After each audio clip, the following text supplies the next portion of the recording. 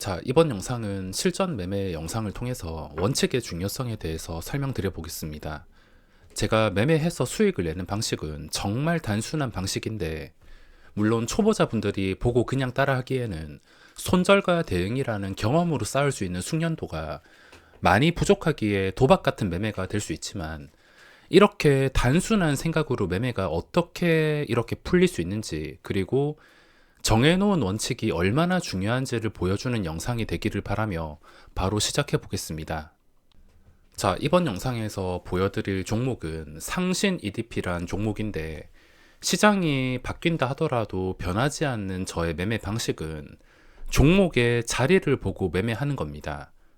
상신 EDP 같은 경우에는 자리가 상승하기 전에 자리가 그 전에 고점인 28,000원이었습니다. 이게 기준가가 될 것이고, 제가 이렇게 자리를 보는 이유는 두 가지가 있는데, 첫 번째는 당연히 고점을 뚫어주는 과정에서 시장의 기대치가 이 고점을 뚫어가지고 더 높은 가격으로 올라가기를 원하는 기대치가 들어올 것이기 때문에, 그 기대치가 유동성을 증가시키고 활발하게 만들어서 아주 반응이 잘 나오는 상태에서 매매를 할 수 있기 때문에 저는 종목의 자리를 보고 매매합니다. 그리고 두 번째가 더 중요한데, 더 중요한 것은 이 기대치가 있는 만큼 잘못 풀렸을 때는 본전 탈출 기회를 한 번이 아니라 여러 번 탈출할 기회를 만들어 줄 수가 있기 때문에, 그동안 숙련된 경험이 있다면 올라갈 자리에서 올라가지 못하는 것을 눈치채고 본전 매도로 안전하게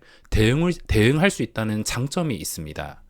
물론 매매가 원하는 대로 다 풀리는 것은 아닙니다. 못 올라간다고 판단이 들어서 매도를 했는데 끝까지 올라가는 경우도 있고, 적당히 먹지 못하고 계속 올라갈 거라 기대를 하고 버텼는데 폭락하는 경우도 있습니다. 그리고 탈출 기회를 여러 번 만들어준다 했는데 탈출 기회가 한 번만 있을 수도 있습니다. 근데 대부분은 최소 두세 번 정도, 여러 번 탈출 기회를 만들어지지만 가끔씩 예외적인 상황이 있다면 저는 그 예외적인 상황에서는 어쩔 수 없이 그 손실을 받아들입니다. 평소에 제가 손실을 볼 때는 뭐 기껏 해봤자 소수점 아니면 플러스 수익을 내면서 빠져나가는 경우가 많은데, 가끔씩 잘못 걸리게 된다면 저도 뭐 마이너스 3%, 4% 이렇게 손절하는 경우도 있습니다. 자, 보면서 바로 설명을 드릴 텐데, 중요한 자리가 28,000원이라 했습니다. 4월 12일 영상인데, 제가 이날 전에 올려드린 영상에서 일단 시장에서 주의를 해야 될 것은, 첫 번째로 에코프로가 주도하는 하락장 또는 장 초반에 원웨이 하락으로 무너지면서 양매도가 강하게 나오는 시장, 그 두 가지 시장을 조심하라고 말씀을 드렸는데, 하필이면 상신 EDP가 올라가는 날에 첫 번째 상황이 나왔습니다. 에코프로가 무너지면서 하락을 주도하는 시장, 4월 12일에 17%가 빠졌으며 이날에 매매한 영상입니다. 자, 영상을 보시면 그냥 자리, 조금 더 제가 눈치가 빠르거나 이걸 집중해서 보고 있었다면 훨씬 더 밑에서 탈 수 있었는데, 이렇게 늦게 타도 되는 이유가 손절에 자신이 있었기 때문에 늦게 타도 됐었습니다. 만약에 손절에 자신이 없는데 무작정 그 전에 최고점 근처에서 산다, 그건 굉장히 위험할 수가 있습니다. 뭔가 잘못 진행이 된다라는 것을 눈치를 챌 수가 있어야 되며, 28,000원이라는 자리를 지나고 방금 이걸 다시 보시면 매수가 우르르르 들어올 때 저도 같이 따라갔습니다. 저걸 보자마자 다시 보시면은 여기 5,000주, 3,000주, 5,000주 이게 들어올 때 이걸 보자마자 저는 바로 클릭을 했습니다. 클릭을 해가지고 바로 저도 체결을 시키면서 28,050원에 체결을 시켰습니다.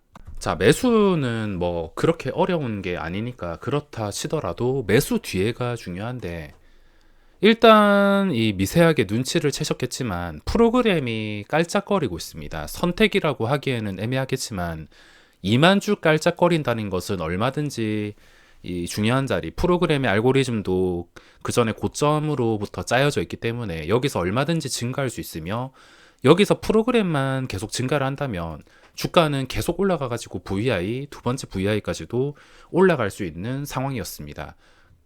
자, 마침 제가 들어오자마자 프로그램도 따라오게 되었으며 매수를 했으면 이때부턴 28,000원을 기준으로 올라갈 수 있냐, 올라가지 못하냐를 판단해 줘야 됩니다. 또는 적당히 먹고 빠지냐, 아니면 끝까지 버티냐. 요즘에 이 매매가 끝까지 올리는 상황이 별로 없는 이유가 일단 최근 들어서 며칠 동안 거의 일주일 동안 에코프로 쪽으로 모든 돈이 쏠리고 있으며 돈이 집중되지 못해서인데 만약에 돈이 집중되고 거래 상위에 있다면 에코프로가 돈을 빨아들이지 않았다면 훨씬 더 좋은 결과를 기대할 수 있었을 것입니다. 제가 매수하고 나서 이제 편하게 지켜보고 있는데 자 보시면은 주가가 매수하자마자 매수가 위에 있는 것은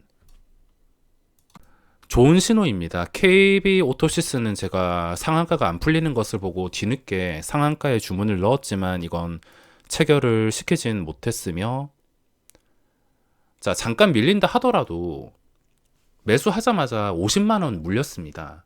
물린다 하더라도 프로그램 살아있고 자리가 28,000원이니까 제가 영상 앞부분에 말씀드린 것처럼 손절할 기회는 여러 번 나올 수 있다고 말씀을 드렸습니다.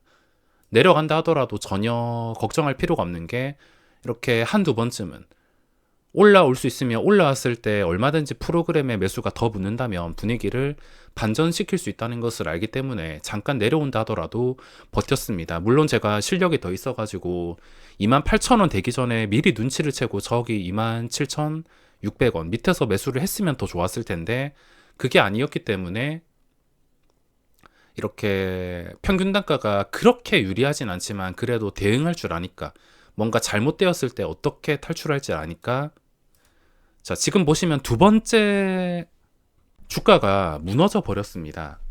첫 번째 무너졌을 때 회복하고 지금 두 번째 무너지고 있는데 두 번째로 28,000원을 회복을 해줬습니다. 프로그램이 만약에 살아있지 않고 이게 순매도가 나왔다면 저는 아마 한 950원이나 900원쯤에 탈출을 했을 겁니다. 그래도 프로그램이 붙잡고 있고 얼마든지 가능성은 열려있고 급하게 오른 만큼 쉬어간다 생각을 했기 때문에 일단 두 번째까지 버텼는데 바로 회복을 해줬습니다.